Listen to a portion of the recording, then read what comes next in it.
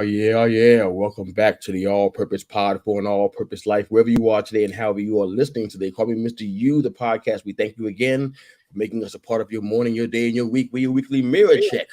Yes, we are before you change the world, baby. You can find us on Facebook, Instagram, YouTube, and of course, the Twitter. Thank you for downloading, subscribing to the Call Me Mr. You, the podcast, and at Football Talk with Bo. Thank you again for joining us. How's it going, brother? Good morning. Good morning. How are you doing? Not too shabby. It's been a wild week and a half. Oh my goodness! But guess what? We're here. We're ready to have some fun and talk a little sports and life and get into it. How was your weekend, man? It was good. It was good. It was a lot of running around, but still reconnecting with friends since we've recently moved back to Seattle. So it's been a track meet to try and see everybody since we've been gone for almost 2 years. So. Wow! It's a lot of running around. A lot of catching up to do, man. It's gonna be a minute. Oh yeah. how's the vibe out there when it comes to the Hawks? Tell me that real quick about everybody excited out there. They kind of Oh yeah. I mean, there's a lot of optimism. A lot of optimism about the Seahawk team coming up. So yeah, people are excited to see football back. Yeah, and of course, obviously, I am because I'm actually back here. So it's always a different vibe. It was fun to watch it down there, but you don't get the craziness of the fan base that you do here. Right. Yeah, I want to talk about that a little bit, especially with some things I've been hearing. I guess we can call it anti-football sentiment. I want to talk about that a little bit, but real quick, let me give me your takes on the Hall of Fame game. I know that during this time of year we're starved for football, right? Yeah, and being starved makes you do hungry things. You know what I mean? Yeah, like it was watching 4 quarters of the Hall of Fame game, which is what I actually did. I do a couple of spots where I had to go to the bathroom and step away and that kind of stuff. I was still feeling sick at the time anyway. So, but I essentially watched 4 quarters of this thing. I haven't done that. I can't recall if I ever done that. But I watched about 4 quarters of this game for the first time in my entire life. Why did I do that? I mean, you didn't need to. You didn't need to. That game was not the most skilled game. So no takeaways at all, man, from the Hall of Fame? The main takeaway is neither team better play like that again. Nah, Bo, come on. You got more insights than just that. I think Zach Wilson. I saw some good things. I know people are not going to make a big thing about it. It's a Hall of Fame game. It's exhibition at its best for the most part. Exhibition with some pomp and circumstance because of the Hall of Fame and everything. But I think I saw a lot of Zach Wilson's career up to now, and there's definitely a difference in what I saw during that game. I know it's just an exhibition. Yeah, it's not a big deal, but I saw some positives. I think Aaron Rodgers being in camp with him is helping him in some way. Do you see that? Yeah, no, I mean, for sure. Like he had a couple of throws in there that you were like, oh, okay, this, he can still like move the ball around the field.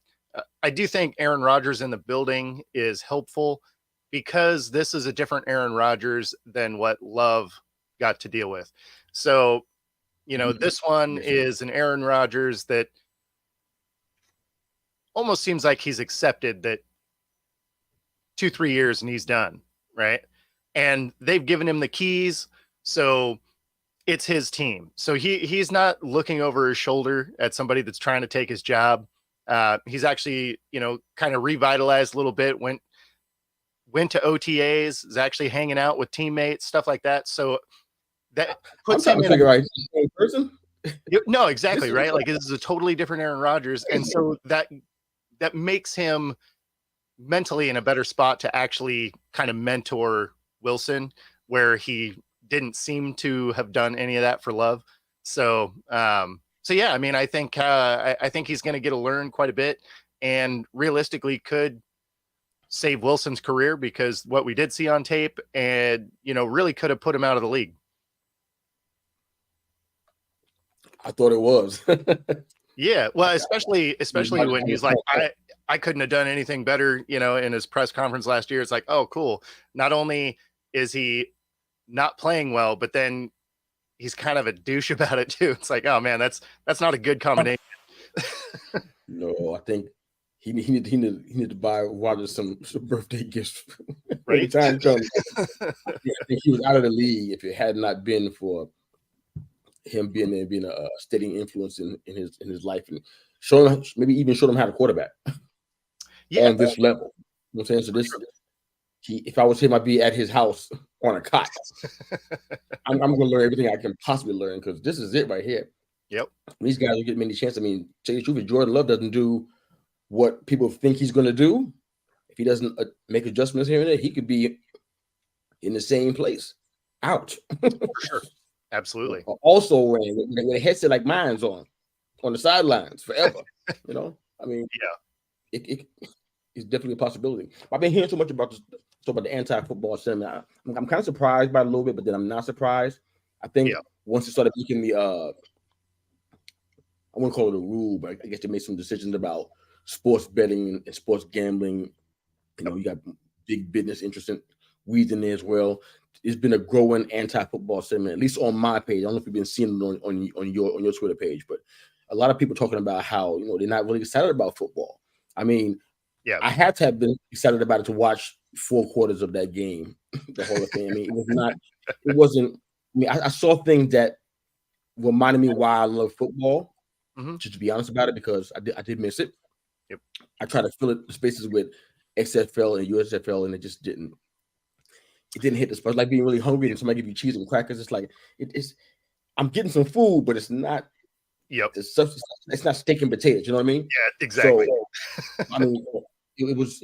I tried, but it just didn't work out. So I watched that game partly because of that. But there's been a lot of anti-football sentiment. I don't know if people think that now the games are less pure because now maybe perhaps sports betting and gambling could potentially sully the outcome of the game. I don't know what it is. I mean, you've been hearing that gambling though. Yeah, I know, but to some people, it feels different to some people, I guess. Yeah, I mean, for them to be such a huge sponsor, right? Because at this point, the main sponsors of the NFL is, you know, FanDuel and Sportsbook and Caesars and, you know, all these guys, DraftKings. So, I mean, it does take away from it. Obviously, you know, guys getting suspended doesn't help, you know, because it kind of feeds into that. They're like, oh, what did you expect to happen? It's like, no, I mean, it happened. You expect them to not be down. What's that? I thought like 6, maybe 6 suspensions. I think there's 10 now. I think there's 10 now. 5 of them have been released from their teams, and of the 10, I think only 3 of them were of the 6-game variety. 3 or 4 of them. That means the rest of them were actually betting on the NFL, which if that's the case, then, I mean, I get the year-long suspension for that because that potentially can change the outcome of a game, right? Depending on what they're betting. They could start stat padding or, you know, throwing a game or whatever. So, I mean, like there's things like if you were betting on your own sport, I actually get the suspension there. But if you're getting suspended for 6 games just solely because you happen to make the bet in the parking lot of the facility, that's insane to me. Yeah, I hadn't actually intended to talk about some of those suspensions and everything. I don't know what happened. I think I lost all of my notes. It's been a very, very weird several days. But yeah, I mean, I'm hearing that so much about. And I'm not hearing anti-tennis sentiment. I'm not hearing anti-golf sentiment. I'm not even hearing anti-basketball sentiment, really. I'm hearing anti-baseball just because people are just tired of certain things that's been going on for a while, or their team is just really, really horrible. But I think football is taking a brunt of it for some reason. I don't know if it's like you said, sports books and things of that nature. Just better to enjoy. So I don't know what it is, but I think the thing for football is, you know, there's people that are our age group and older that remember the hard hitting, like super aggressive football, right? And so you're seeing some of the game kind of get taken away a little bit with all of the like kickoff changes and stuff. I mean, there's elements of the game that you like to watch that are kind of sort of phasing themselves out. And then a lot of the younger generation weirdly just don't watch sports a ton. So it's not necessarily that it's only football losing viewership. It's sports kind of in general.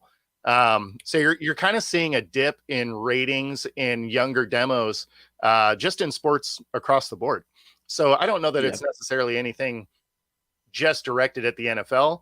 It just happens to be that, they watch less sports. Yeah, I think most of the sentiment I'm talking about is coming from folks probably in the general range of, excuse me, maybe 40 years and up.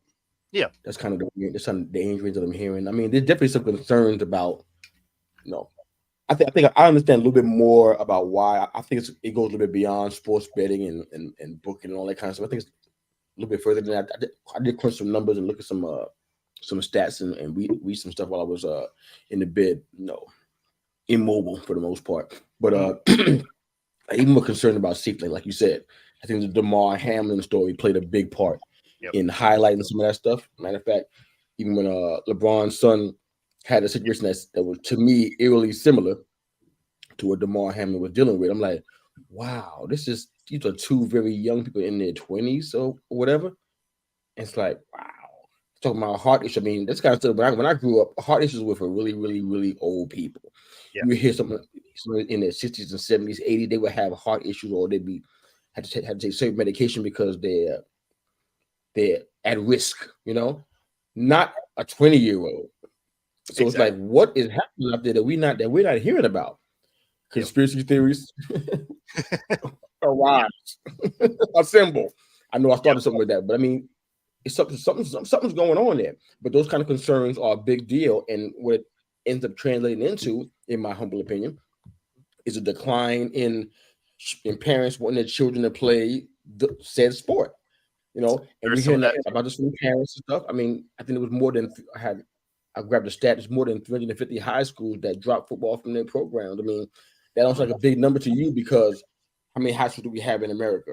Probably more than I can count right now. Probably in maybe even 5 digits, if not more than that.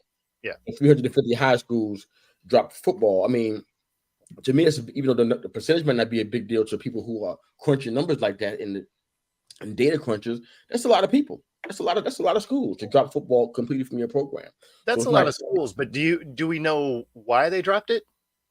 I mean, because some of them end up dropping it just for funding alone, because football is an expensive one to run. Yeah.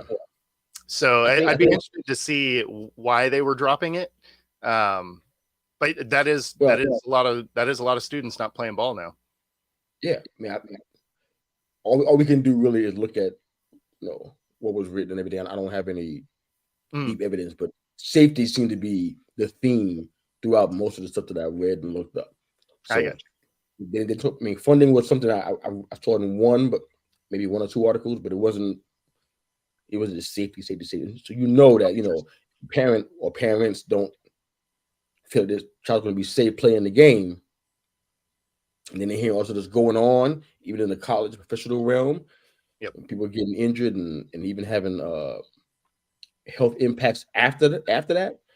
Yeah. So I mean, there's been for a game that's so insanely popular, I think they had like a 48% decline over the past 12 years. I mean, you might not notice that because like all we're sitting here doing is waiting for football to come back so we can watch it again, like I did with the Hall of Fame game. So it's like you might not realize that there's actually a decline, because it's like this. Say you have, it is what it is. Football is probably the most popular sport. Am I right about that? Are we in that realm? So in the U.S. for sure. If it declines a little bit, it's not going to move the needle for you, because you're not going to realize that something's changed, because it's been so hot, insanely popular. Even a small decline ain't going to do nothing, but it's still a decline. That means something is changing. There's a trend starting to happen.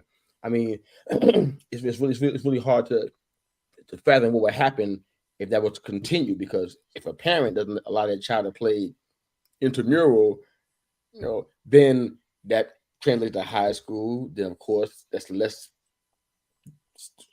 players in college. Yep. There's less players in the NFL then, right? So it's a trickle down effect to it. It's like there's less recruiting, and I don't know. I mean, you can't have helmets this big. I think that's not conducive. So I don't know what you're gonna do to make people feel safe about it, because this is a hard hitting sport. It was like that from the beginning. I don't know how far it even goes back. I mean, this is just gladiator sports type stuff. And it's like, I don't know how you can make it safer, but I don't know how you make it completely safe. So it's just, I see why people are upset about it, and why people are not feel about football. There's some parts of the sentiment that I'm not quite sure if it's just safety. That, I mean, on my Twitter page, it's like it's something else going on there. It's not just I don't think the guys are thinking that, you know what, NFL is not real anymore. It's all rigged and fixed. I don't think that's where they're going with this. Yeah. But it's like, so why don't you like it? I mean, has your love for sports changed at all, man? I mean, that's one of our poll questions. I might as well ask you, right? Has your love for sports changed at all? Why or why not? And I mean, like it evolves, I guess, but I wouldn't say that it's changed. I mean, you still love it the same. Yeah, as you get older, you view things a little differently. So, like some of it is some of the safety things that I wouldn't have thought about when I was younger makes sense, right? But then there's some of them that you're starting to remove elements of the game. Like I really don't like that they're going to try out this, fair catch off the kickoff. So then it comes out to the 25, no matter where you catch it. It's like, I'm not a huge fan of that, because now you're starting to eliminate guys that are eligible for the Hall of Fame, like Darren Hester, which, was a game changer. Right. And we'll talk about that.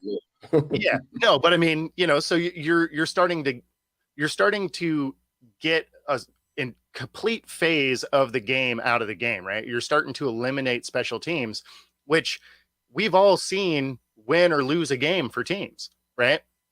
You end up with a Hester or a Leon Washington or a Dion or somebody that takes that kickback that changes the game. Percy Harvin. So it's, or I mean, even now, right? Budda Baker, he didn't come in and start, right? He came in as a special teams player, as a kickoff return coverage team, right? So I mean, you wouldn't even see Budda Baker today if he wasn't on that kick coverage, because he wasn't the starting guy yet. So it's it's unfortunate, and I think that's where some of the older crowd gets discouraged, because it's like, oh man, like you're legitimately removing a whole phase of the game, or at least moving in the direction to get rid of it. So I think that's where some of it is, people are like, this isn't the game I love anymore, kind of thing. Because some of the rule changes go a little bit too far. This one, they're only trying out for 1 year. So hopefully it doesn't stick. It's been last year, no? No. No, they tried it. I feel like I saw that in. Yeah, I think they did it in either the XFL or USFL last year. So they're going to try it out in the NFL this year.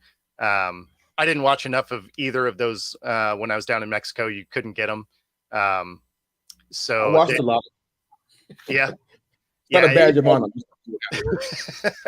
Yeah, no, unfortunately down there just wasn't the TV coverage for it. I guess the coverage, the TV contracts for both of those aren't international. So you would have had to have found a bar that had a US stream to be able to see it. So I couldn't find one consistently. I watched a couple of games and that was it. But that rule came from one of those two, I believe. Okay. Yeah. We'll see what happens. I'm not sure if I'm thrilled about that for reasons that we're going to talk about when we talk about Devin Hester and coming back to that in a little bit. But I mean, like I said, the sentiment that I'm hearing a lot is, I mean, I hate to call them the older generation, but I mean they are. But I don't want to pigeonhole them, because I've seen some folks that was in their 30s that kind of feel the same way about it for different reasons. I feel the same way about it. I'm 40 or 42, whatever. But yeah, I mean, something's definitely changing there. And I mean, there's some people who easily they can say, you know what, football was abolished. I even asked a question on Twitter several times. If it was just gone, would it affect your lifestyle in any way? Would it change anything for you? And and most of them would say no. I would just go out and go fishing, or they would say something like go to the bar or they would sit home and have a beer and watch a different sport. I heard all kind of answers, some very interesting stuff. But what does a Saturday or Sunday look like without football for you? I asked to all those that are listening to. What's a Saturday or Sunday look like for you without football in it? Well, I mean, I guess it would change a lot because I'm prepping for a football show. So yeah, a lot of things would change. I'd, my topic of conversation on screen would obviously have to change. Although in that scenario, it would probably free my weekend up. Because I don't. You're a social guy, so that makes sense. Well, and I don't actively watch the other sports like I do football, right? Like I enjoy baseball. I like to go to a game or whatever, but it's a slower moving game, so you don't necessarily have to be sitting on the edge of your seat watching every play. And then I just don't get down with soccer. It's not my jam. The falling and crying, it's not my thing. The falling and crying. Oh my God. Games with flopping. It's one of the things that bothers me about where basketball has gone is, there's the flopping. That's falling and crying. Yeah, right. He looked at me wrong. My ear hurts. Like it's just come on. So I don't watch the other sports with the same intensity that I do football. I'm just seeing if we got soccer fans up this early. I don't know. I've been trying to learn a little bit about the sport, making some posts on Twitter, just trying to learn a little bit about it. But I haven't been able to sit there and watch a whole game. I'm not quite there yet. Yeah. For me, Saturday and Sunday, I mean, I think we're social people, my wife and I, but I don't know if we're social that you and your wife are. But Saturday and Sunday for us, without football, I'll be honest with you. For me, my wife probably wouldn't care less one way or the other, but for me, it's gonna be a little bit weird. Sure. So I mean, some people could say easily, oh, no big deal, easy. I mean, it's gonna be a little bit weird for me. If we couldn't, we got football season coming up, you know that. Well, people may not know, but when the season starts up, we're talking heavy NFL a lot of the time. Matter of fact, most every Monday is going to be talking about football. It's guaranteed to happen. It's going to be an entire 16, 17 weeks of it. So just buckle in. It's going to happen, And it's like no football on a Saturday or Sunday. That means no college. I mean, no Michigan Wolverines, no Ohio State Buckeyes, no nothing. That's going to be weird for me. You know what I'm saying? Because I mean, I love baseball. It was my first love, but things change over time. You start growing closer to other sports and stuff. And in basketball, especially the 90s, you know how I feel about that. Mm-hmm. I'll fight you about that particular topic. That's the best era in basketball, hands down. Ain't been better before that, ain't been better since. Yep. But not having that, it's like, wow. I don't know what kind of world that would look like without having football. I don't want to see anybody get their heads cracked and whatnot on the ground, paralyzed, having heart attacks. I don't want that at all. For sure. It's weird to not have football. Yes, that's just me now. Some folks and there's also just the other elements of it where, not only would it change, watching the games and, talking about it, whatever, but it also would change some other social interactions where you're playing fantasy with friends. There's a bunch of draft parties that are starting to happen right now, right? All of that wouldn't be a thing. So I mean, it's the wing spot won't be the same. The wing spot's not going to be the same without football. I don't know. You can put some soccer on if you want to and try it. Put on some MLB, but the wings, I don't know. There's a vibe that goes with it, man. Mm-hmm. I've been in wing spots. I don't know how many years of my life. I've done this. I got to go less now than I ever have before, to be honest. But it's different. There's no football on the TV. It's like, I mean, they have golf. I'm like, that's not it. I mean, they have golf and have a sport I can't remember. You can watch some pro bowling. You can watch some pro cornhole. I seen that in there too, as a matter of fact. Yeah. And guess what? It wasn't working, brother. Football, football galvanizes everybody. I don't know. It's something different about it. Excuse me. So not having it on a Saturday and Sunday is extremely strange. Let's go ahead and move on to the Hall of Fame discussion. Not the game. I think we already passed that. I watched 4 quarters. I don't know what I was thinking. I think I was still ill and having medicine. This was a medicine. When we watched 4 games. I figured you just dropped the remote or something. Yeah, I couldn't reach it.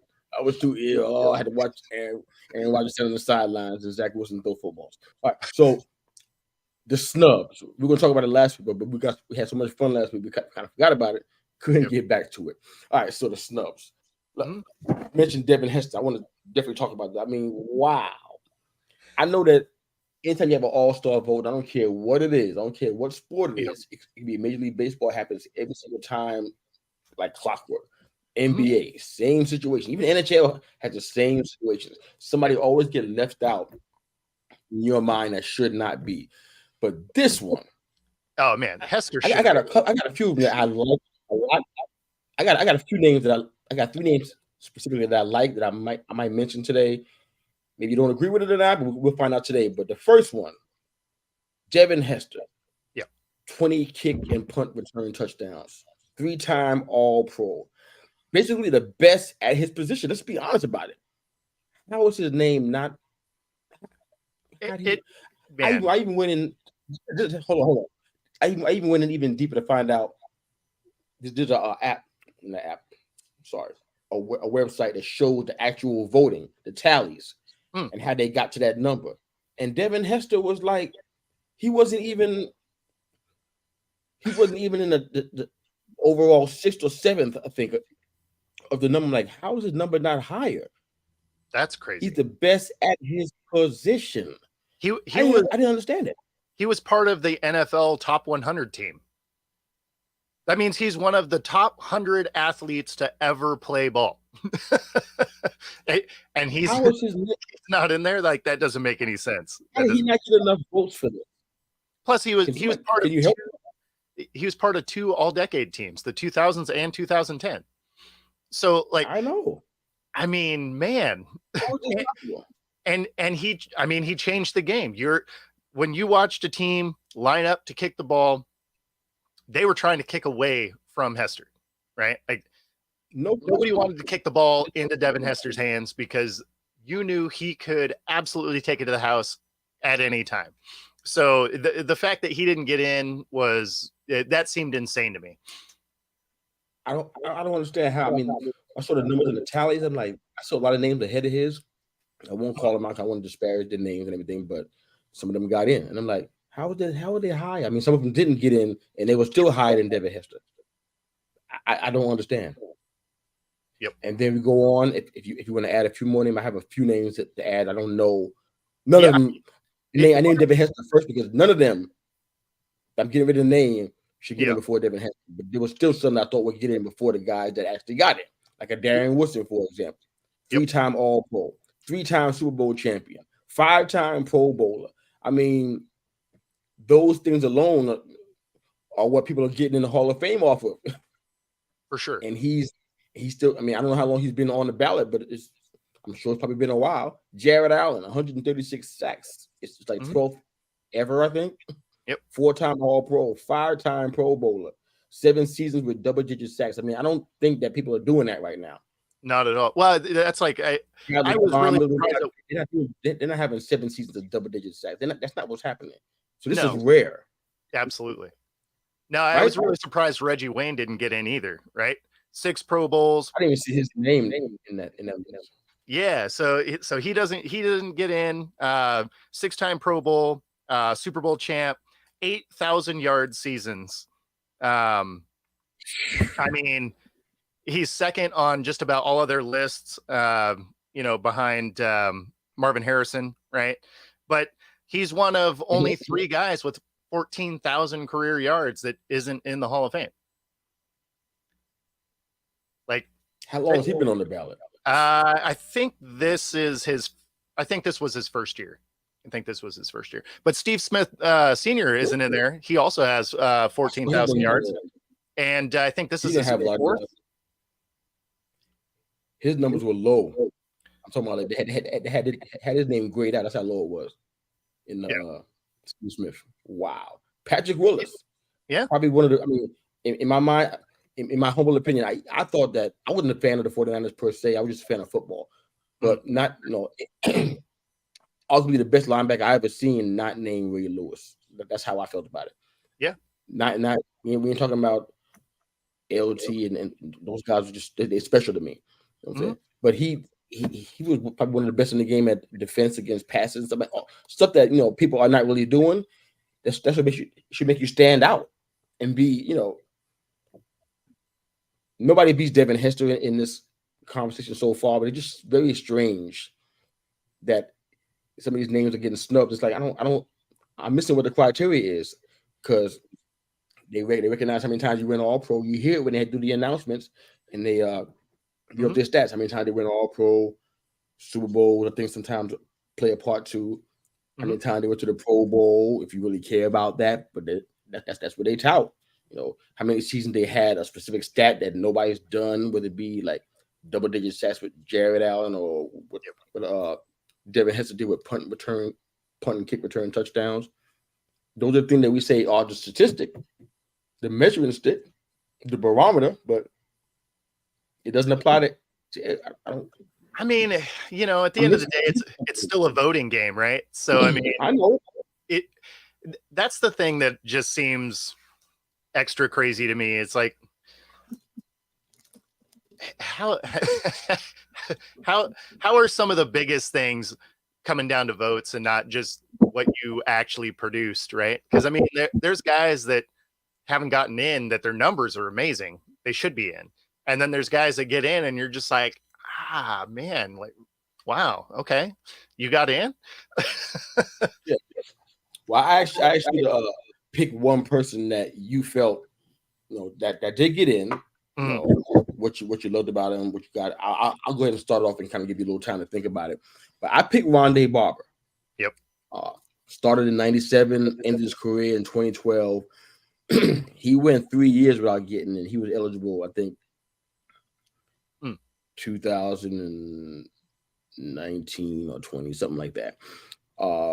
The biggest thing I remember from his career, I mean, I saw, because he was Tiki's twin brother, so I was always watching, because Tiki was on our team and he was a big deal, so I paid attention to that kind of stuff. But he was most known for 82-yard pick six against the Eagles to go to Super Bowl 37 in the NFC Championship game. That was probably the most notable highlight of his career.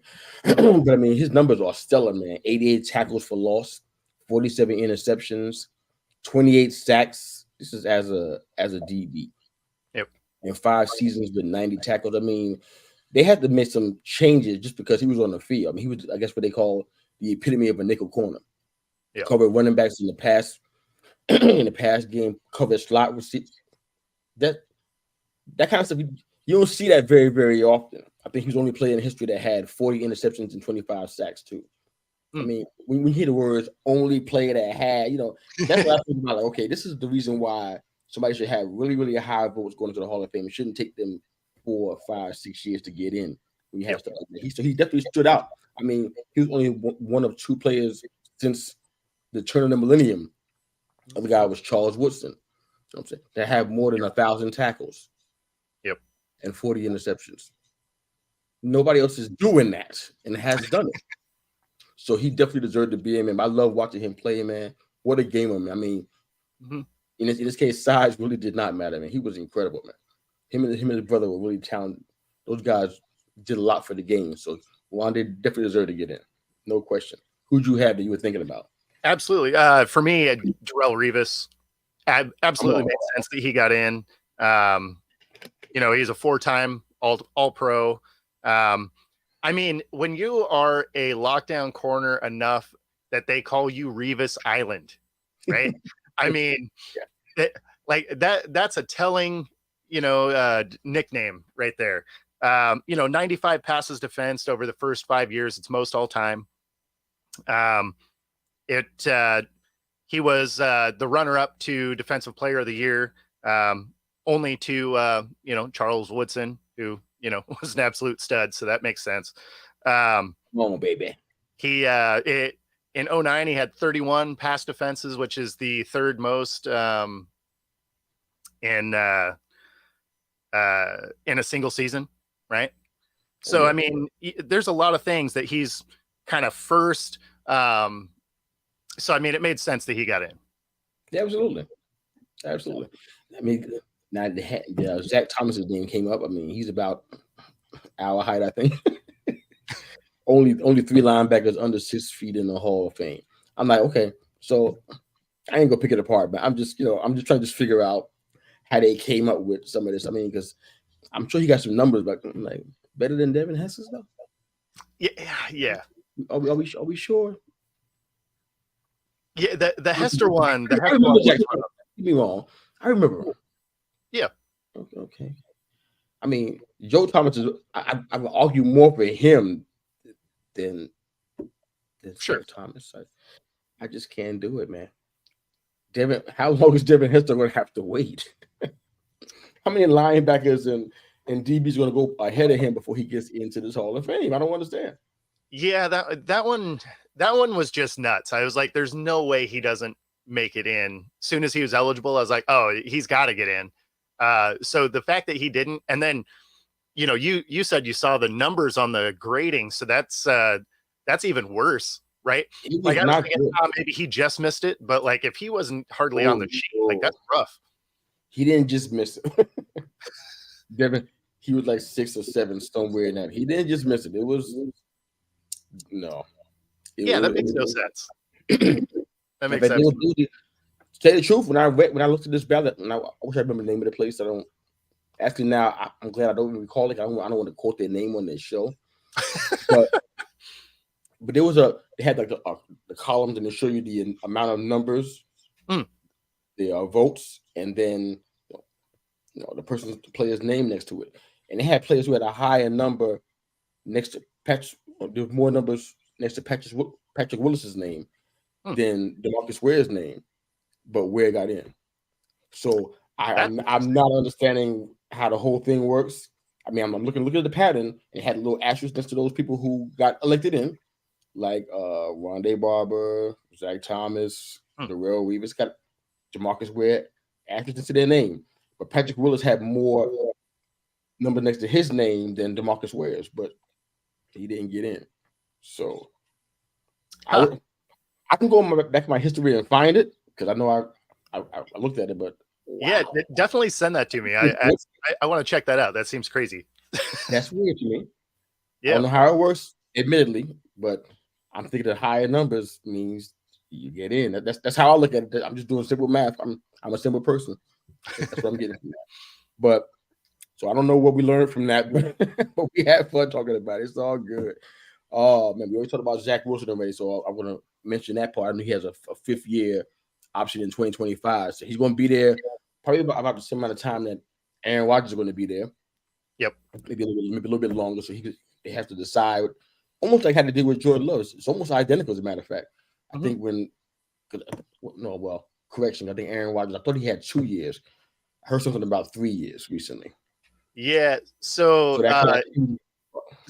his contract has 2 years of guaranteed money, but there's a 3rd-year option on it. That's what I thought I heard. Okay. Yeah. So that changes what I was going to say. So that means that because Zach Wilson, his the option, I doubt it's a play option. So it's a 5th-year option in 2025. So that's going to coincide with that option year for Aaron Rodgers. They got big decisions to make there, but we already discussed that. A little bit of the your thoughts about the Michigan head coach situation with the 4-game suspension. What do you think about that? I mean, so I haven't looked real far into it. So you'll have to let me know what all recruiting stuff he was in trouble for. But I mean, it's college football. Like that's that. It seems like they're always a coach. I'm not really sure myself. I brought it up as a cry for help, basically. Oh, I don't have any insight to bring to the table. I'm like, I don't understand why is this happening? I mean, it seems like they're bad. Years. What did he do? What did he do that's never been done? What's he done? Yeah. I mean, that's the thing, right? Like it's college football, so recruiting practices are kind of shady. Like it just is what it is. Yeah. I mean, I don't know. and he's not doing anything different than anyone else was. I mean, at the end of the day, sure he got caught, I guess, but I mean, I don't know. That's one of those. It feels like every 2-3 years there's some coach getting suspended for some sort of recruiting problem. But I mean, we're getting 5-star recruits, then it might make more sense to me. But we're not getting those. So what's the advantage that you think we have? Yeah, I mean, 5-star recruits like everybody else is. We're getting 3 and 4-star recruits. I mean, we're making something out of it. I mean, we made a lot out of those 4-star recruits. Credit to Harbaugh and the system. I mean, at the end of the day, having the coach unfair advantage that people think we have, I'm missing it. At the end of the day, having the coach miss it's 4 games, isn't going to matter. I mean, I know, but it's kind of just the principle at this point. That's like no, for sure. But I mean, you would hope his support staff is good enough to be able to carry 4 games till he gets back. If they're not, we're in big trouble. I mean, yes. I like to believe that we can handle that as well. You should be able to. You should be able to. Let's talk a little bit of Big Ten. I know that's something that we were talking about, Big 10 and Big 12. Something that we were talking about a little bit over the break. But, well, Oregon and Washington seem to be coming in. My Twitter page has exploded off of this topic. To say the least, people are crying foul. I'm hearing people are sending me memes of graveyard with the Big 12. 12. Yep. I'm like, what is going on? So yeah, I mean, it's sad because they've ran a successful conference into the ground, and it's unfortunate. I wrote an article about it the other day, actually. Yeah, I want to hear about that. But yeah, so you kind of saw the writing on the wall, right? So UCLA and USC were pulling out. They were headed to the Big Ten, and then two schools isn't going to sink a conference for sure. And then Colorado was going to leave, which on the stat sheet doesn't matter, right? Colorado's been bad for a long time. They went 1-11 last year. It's not like they're a juggernaut within the conference. But you would think so, right? But when they brought in Dion is such a electric piece that would have helped that conference's TV contracts, right? Because people are going to tune in to watch Dion no matter what school he's at. So for him to last week announce, or week before, I guess now, we're headed back to the Big 12, right? Which is where Colorado started. Well, that took a huge hit to potential TV contracts. Apple was supposed to be the front runner on that, but it was still only going to be somewhere between 20 and 30 million for each school, whereas the rest of the contracts for the other Power 5 conferences is somewhere between 50 and 65 million for the schools. So there's a huge disparity between the two. And that's where, the commissioner for the Pac-12 didn't really like that offer. The problem is their TV contract was coming to an end. So it's hard to entice the schools to stay when the one offer you do have is less than half of the other conferences, and you actually don't even have that locked down, right? So they end up on a conference call last week, and obviously the things in that conference call didn't go super well. It sounded like it was a short call, and shortly thereafter, Oregon and Washington said deuces, and they are also headed to the Big Ten. And it sounds like Arizona State, and Utah will go to the Big 12. Those deals should be happening, I think, this week. So there's only going to be 4 schools left in the Pac-12, which makes me think they're either going to have to combine. And who are they now? What's that? What schools are those now? So you're going to have Wazoo. You're going to have Oregon State, Stanford and UC Berkeley, I think, is the fourth school. So not exactly big time football schools. Wazoo has had some good the Cougs have had some good teams through the years, and Oregon State is actually building a nice program. Like, they're actually going to be a pretty competitive school this year. But even if they were to merge with like the Mountain West, that makes Boise State your flagship football school. That probably doesn't fall in the Power 5 conference rankings either. So I would imagine that schools like, WSU and Oregon State, I could see them going to other conferences as well, just because they have good enough football programs that you want to have the option to be in that national title conversation. And if your best game of the season is going to be out of conference games, even if you go undefeated, you're going to have a hard time breaking into that top 10. Yeah, man. And somebody sent me a message, I think it was a couple of days ago, saying this is all USC's fault. I'm like, it is. I want to ask you about that before we got on the air, but since we're already here. No, I mean, it's is it USC's fault? What they do? What's their part in this? Did they start this ball rolling? What happened? No, I would say the fact that they didn't lock down their TV contract, which is what pays these schools insane amount of money, is really what happened. I would say there was failure at the top levels of the Pac-12 that really got this rolling. And, USC and UCLA announcing to leave isn't, like I said, what wasn't going to tank. And where are they going again? Where USC? USC, they come into Big Ten too, right? Yeah, they're going to Big Ten. Yeah. Wow. The Big Ten is going to be really big.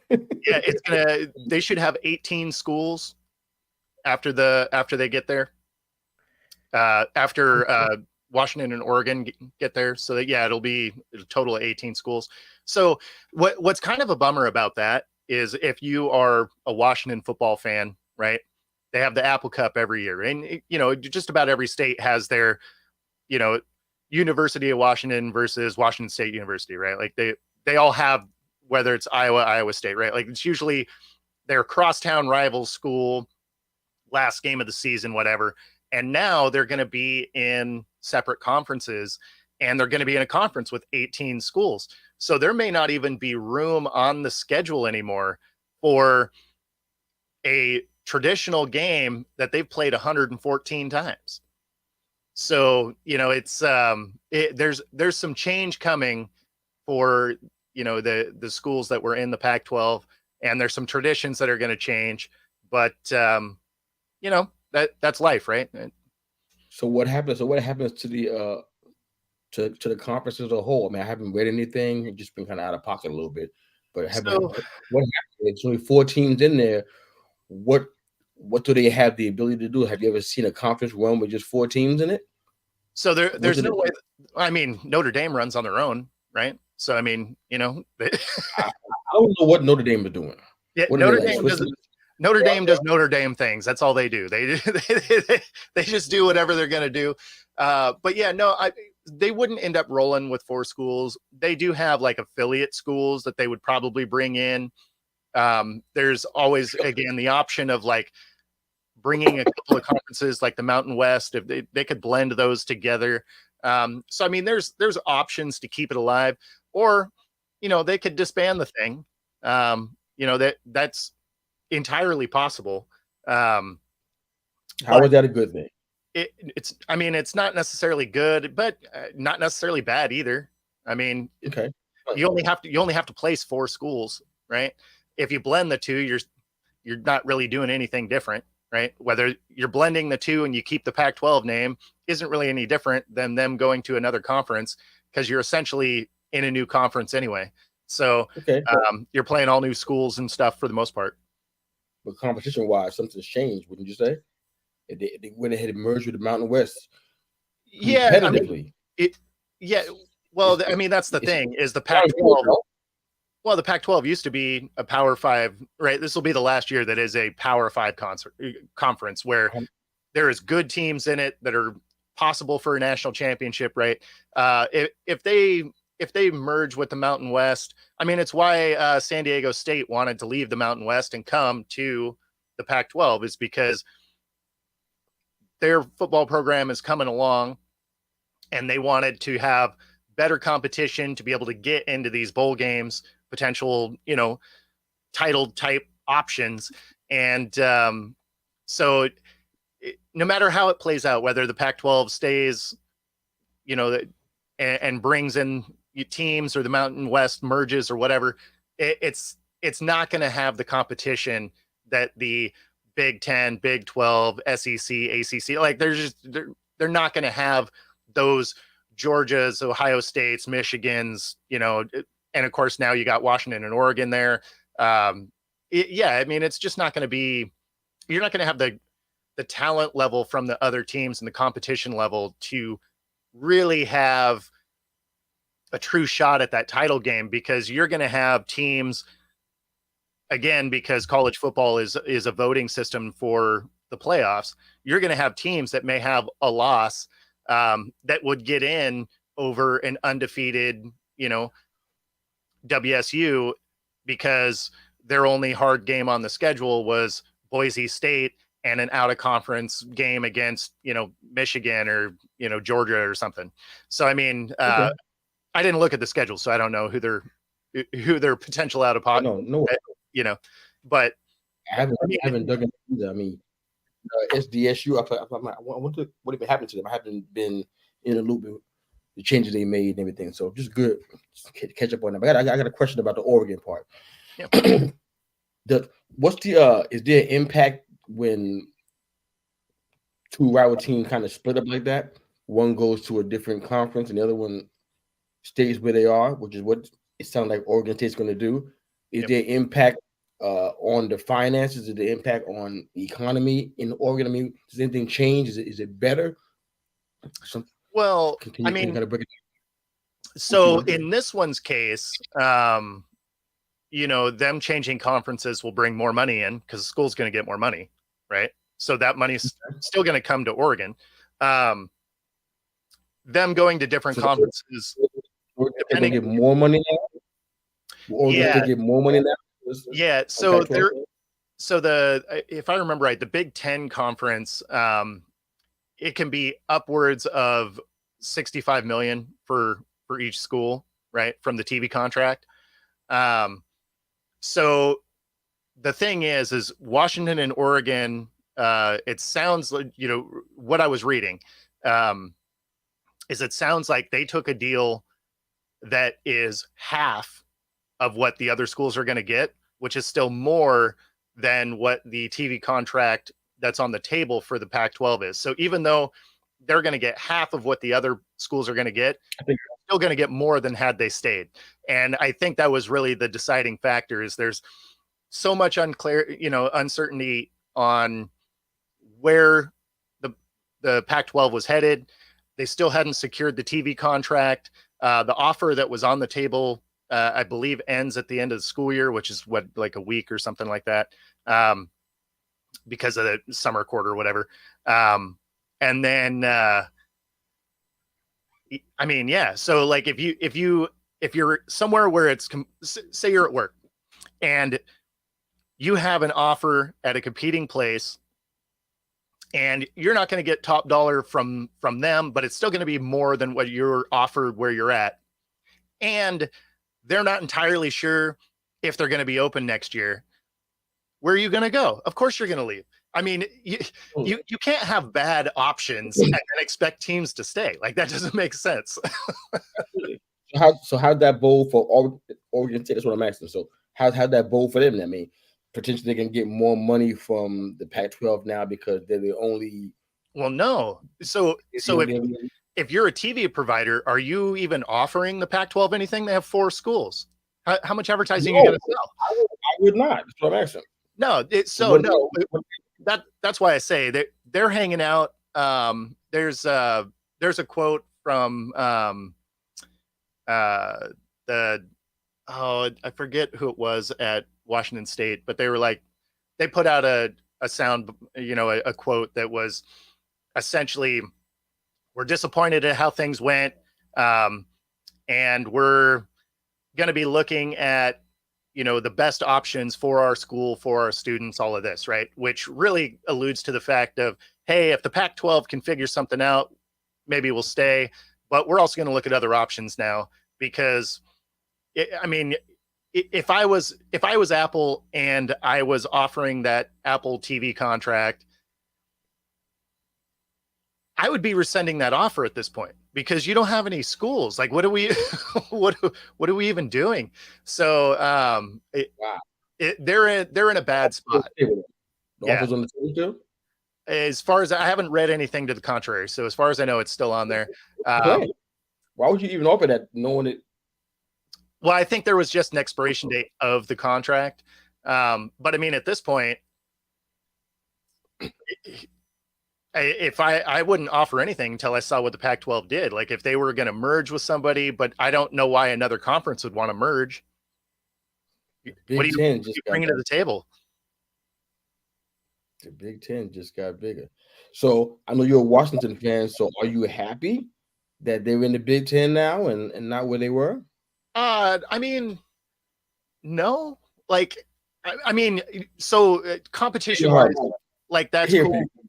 But like, I like the history of the Pac-12, right? Like, it started back in like 1915, right? And Washington, let's see, it's Washington, Oregon.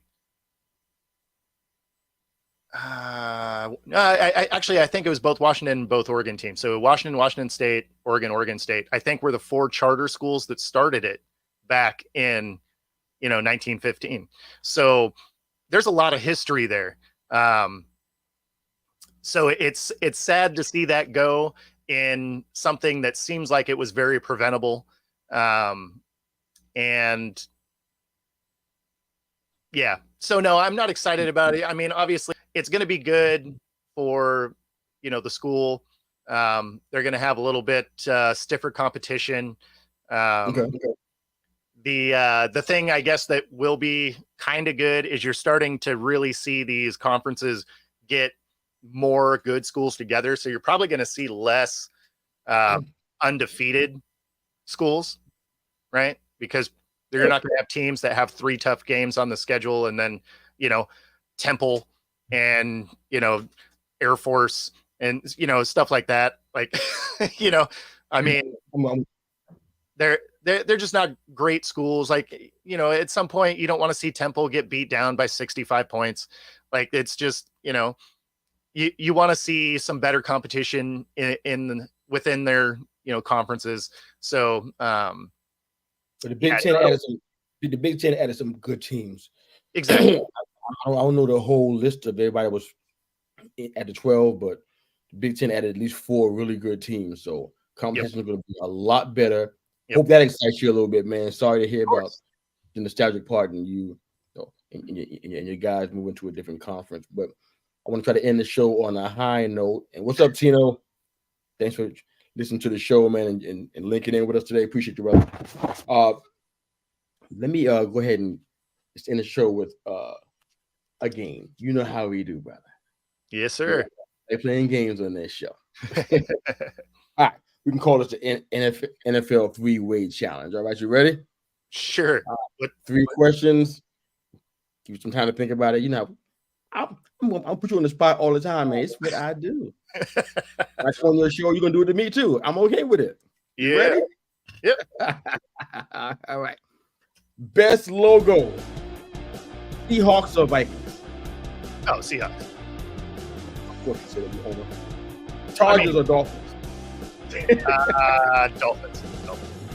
Oh, Cowboys or Jaguars?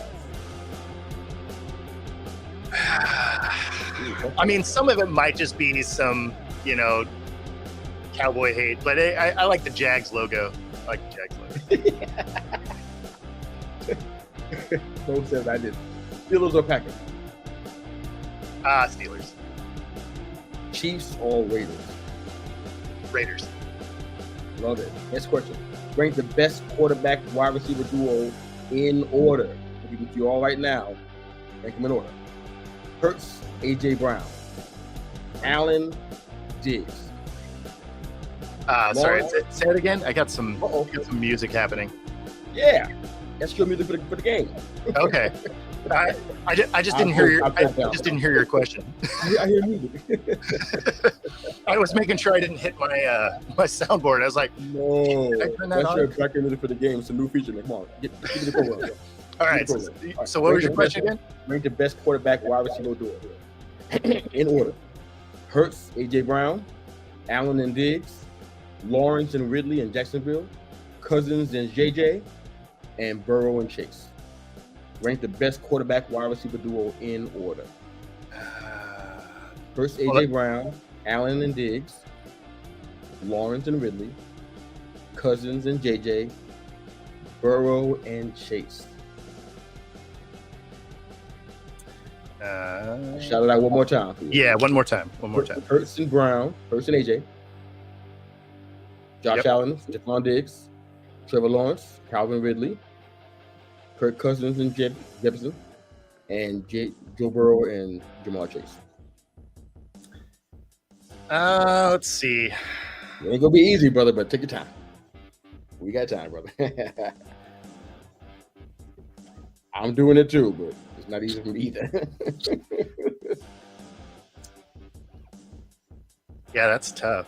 It's tough. Let's see. That's what makes our games fun, man. Yeah. So good. Mine's going to shock you here. Mine. Yeah? Oh, yeah. You are not going to believe it. You got Cousins up on top or something? Oh, no, boy. I ain't that crazy. You kidding me? No way. No way. All right, I got you. All right, you ready? Yep. Let's go. 1 to 5. All right. 5 to 1. 5 to 1. 5 to 1. So I got Cousins at 5. And then I got Hurts at 4. Woo! Really? I got Lawrence at 3. Wow, Allen at 2. Burrow at 1. All right. Well, I got Cousins and JJ at 5. Allen and Diggs at 4, believe it or not. Okay. I like the youngsters, Lawrence and Ridley at 3.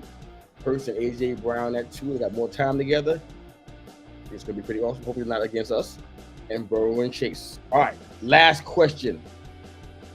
Rank the most surprising NFL 100 snubs. In order again, all right? So, ready? Yep. The most surprising NFL 100 snubs. All these guys were not included in the NFL top 100.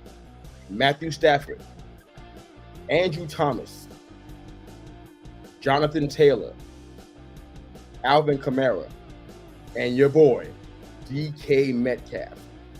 Rank the snubs, the most egregious snubs in order.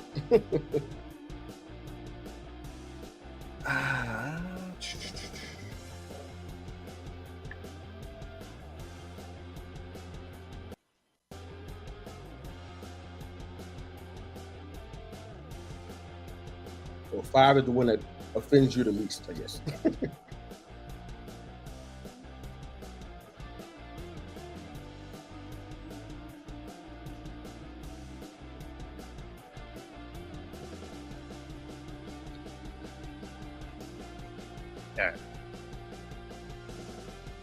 All right, you ready? Yep. Go for it. 5 to 1. All right. So I had Stafford at 5. And coming off an injured year, you're not going to be in there typically. Thomas at 4. I got Kamara at 3. DK at 2, and then JT at 1. I had Stafford at 4. I had Thomas at. I had Stafford at 5. Excuse me. I had Thomas at 4. That's my guy. He's a real giant, but doesn't rank with all the other guys. Yep. I had Metcalf at 3. I really was surprised by that one because he's not some bum. He's productive. Yep.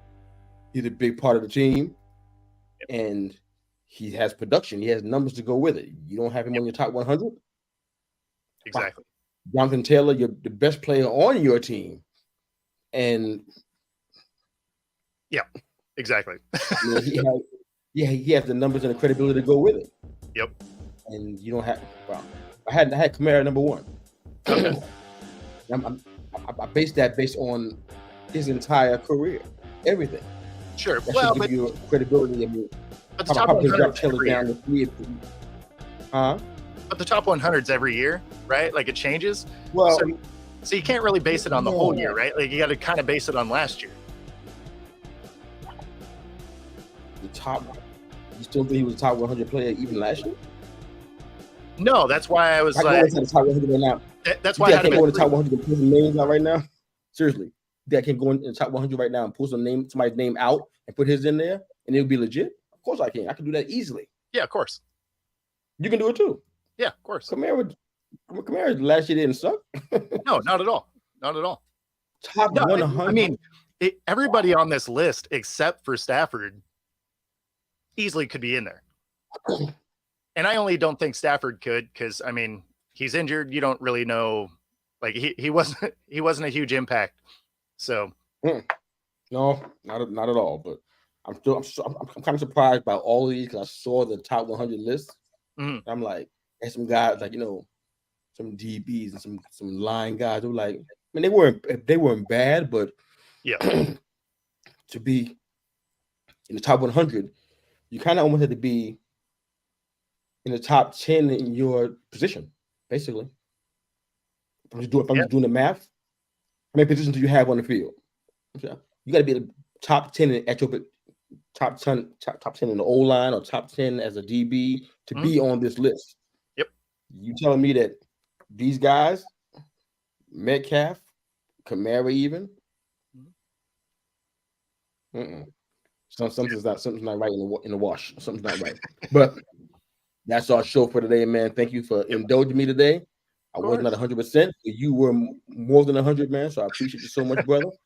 Have fun with the game, man. And for all you guys that are listening and joining us, thank you again for tuning in, wherever you are and however you're listening to They Call Me Mr. You, the podcast. We thank you again. Excuse me.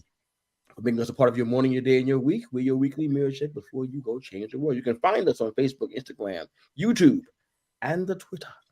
Download, subscribe to Football Talk with Bo, and They Call Me Mr. You, the podcast, wherever you enjoy your podcast listening. Thank you again for joining us.